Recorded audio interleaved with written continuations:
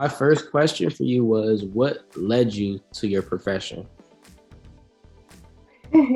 Um, so just to tell you a little bit about my career path, I have a journalism and sociology degree, and a Spanish minor from my undergraduate.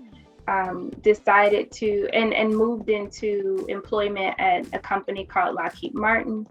And in my initial kind of period of employment there, I was in a communications leadership development program. And so what that meant was I rotated through corporate communications, and then I began to look, and throughout that time, I was very engaged in diversity, equity, and inclusion communications. So what that means is communicating how the company might be taking steps or efforts to support maybe marginalized or underrepresented populations in the workplace. So populations like Black Americans in the workplace, Latino Americans, Asian Americans, those from the LGBTQ plus community, etc. So there had been a trend of my interest and engagement with those activities, and an opportunity arose for me to step into a more formal diversity, equity, and inclusion role within the human resources department at that company. And so it kind of took off from there. I've been very engaged. I love the strategy work. I enjoy kind of bringing the communications angle to it. I also have an MBA, so a master's in business administration. So really getting a chance to marry all of those. How do we, and looking at how we make cultures and companies more supportive of groups of a diversity of groups, so a range of people from different backgrounds, religions, ethnicities, nationalities, etc. Okay. My next question for you was, have you yourself experienced any discrimination in your profession? Yes, I think mainly what we refer to it as, and I sent you some information on this, mainly microaggressions. So microaggressions tend to give some insight into different biases and tend to be discriminatory. I think where I've seen adverse challenges or reactions or engagements tend to be with workplace conflict. A lot of questioning of my own intellect and what I bring to the table.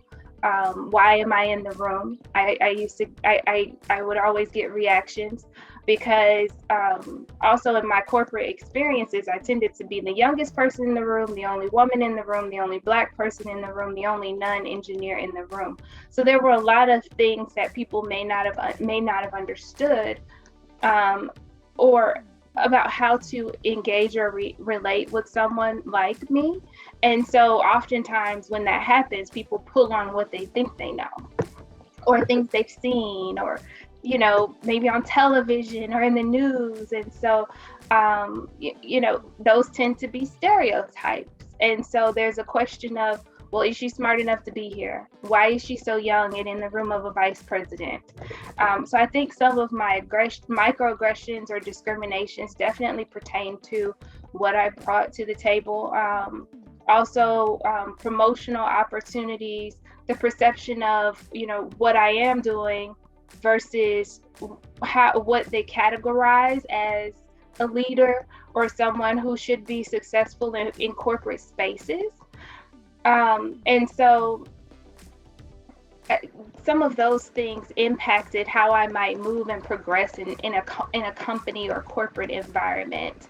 Those stereotypes that impacted how people saw my performance and what I brought to the table. I have a question. How did you start your own business? Oh, that's a good question. So last year I decided I'd always kind of had an interest in being an entrepreneur. I didn't know anyone in my family who had taken the steps to do that. And so I spent a bit of time just kind of observing different things around me and learning and training. And just decided to take the steps. I think after a while of, some of the microaggressions and some of the lack of opportunity I saw in the workplace, I decided to create my own opportunities, and have confidence and faith in the skills that I could offer to different companies. And so I decided to pursue my own business. Well, my next question for you was, how do you feel when you hear stories of minority people getting mistreated and undervalued in the workplace? How do I feel? I feel a bit distressed. Sometimes so there are two different things. When I hear about mistreatments in the workplace, one, I sometimes reflect on my own experiences in the workplace, and so I start to relive it. So there's kind of some distress that happens there. I feel saddened for the individuals that have to endure it.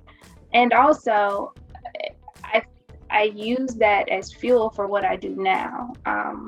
As a diversity, equity, and inclusion consultant, I'm striving to create spaces where we treat people better, where companies are fairer and more equitable in how they engage with employees and regard different ones for different opportunities. And considering who should be leaders, who should move forward, who they should kind of put their resources behind to advocate for progress in the workplace. I use that as fuel to hopefully make cultures better, help make leaders better, help make environments better for people that might be discriminated against. That's very amazing what you're doing. Thank you. Okay. One of my last questions I had was, how long do you think until we no longer have this problem of diversity and inclusion in the workplace? The amazing thing is that diversity, equity, and inclusion, although those are the terms we use today, it's been an ongoing journey. If you think about, I think you really have to get in tune with the history of the country, the tendencies of humanity. Humans tend to want to create, to group together and want to push others to the side for their own gain. It's a human characteristic, right? In the United States in particular, we have a history of discrimination, marginalization, violence. All of those things continue to impact how we engage with each other in the workplace. I mean, me personally, my mother and all of my aunts and uncles were born and lived in a segregated space. They're all still living. And my mother integrated schools, not my grandmother, my mother and my auntie. And so I have grown up hearing stories about their personal experiences. And so while I am today calling it diversity, equity, and inclusion, they've also been doing the work and striving to hold this country, hold these workplaces to the values that that our founders said that we should uphold. Each person having the right to pursue a certain type of life. And so while we're using diversity, equity, and inclusion, it's linked to an ongoing history. And so where we go, I hope things continue to get better. And I think they will. And I also think we go through different cycles and transitions. The demographics in the United States are very much changing, which also brings a different dynamic into the workplace and what inequity and inequality looks like, because they also bring their own cultures and histories, and it melds with that of the United States. So I don't know that I could say we won't ever have to address it, because it's something that I think humans do. And I think we have a long way to go as far as some of our because there's so much of our history that still impacts us today. And that's why it's important to know your history, because it all manifests today. A lot of the things that we're practicing today, we don't recognize it, but it's the same.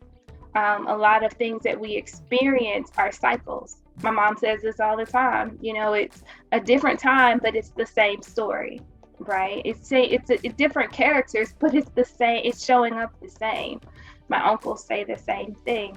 And so I don't know that it will ever go away, but I think we'll see progress in some areas, and continue to see opportunities, and it kind of just ebb and flow in that direction. We may call it different things in the future. In the 60s, it was civil rights, right? Now it's diversity, equity, and inclusion. When we were fighting for slavery abolishing, it was abolition. And so it's taken all these different names, different forms, social justice, etc. And we're all trying to do the same thing, and which is to make things fairer and more equitable for everybody, so that the way you show up as an individual, your ethnicity, your race, your gender, your sexual orientation doesn't impact how you get to live your life and the resources you get to have access to. Yeah, I really related with one of your points about your mom and your grandmother and your aunt dealing with diversity, because me, myself, I've always been around, like I always grew up around a bunch of Black people in school. Like all my fellow classmates were Black. I didn't have a real experience outside of that.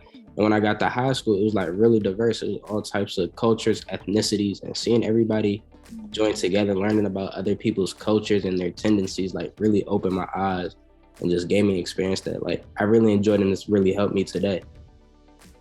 Yeah, that's a fantastic experience. And my upbringing was the same. I grew up in Atlanta, Georgia.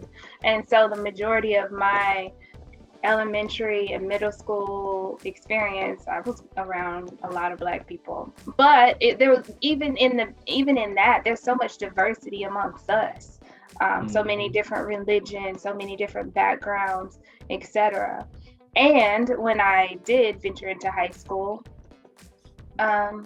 it was a different space. It was much more diverse. And so we were learning about each other, which was an eye-opening experience.